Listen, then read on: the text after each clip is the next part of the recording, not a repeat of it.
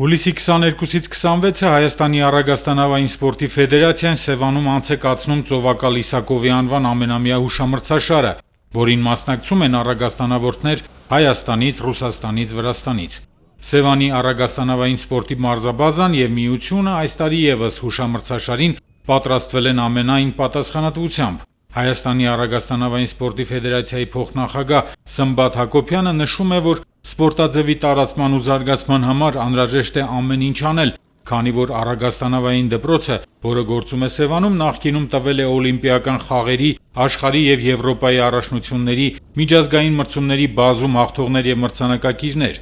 Պետք է ավանդույթները շարունակել, ինչի ուղղությամբ այսօր ֆեդերացիան քայլեր է ձեռնարկում։ Այս հուշամրցաշարն էլ իր հերթին ուղղված է առագաստանավային սպորտի մասսայականացմանը։ 2012 թվականից անցկացնում ենք։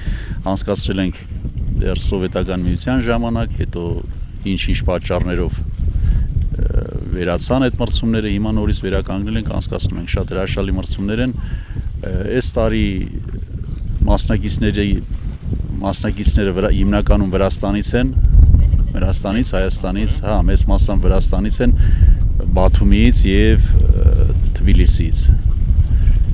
Ռուսաստանից էլ ունենք մասնակից, մի մասնակից ունենք Ռուսաստանից հայտնի պատճառներով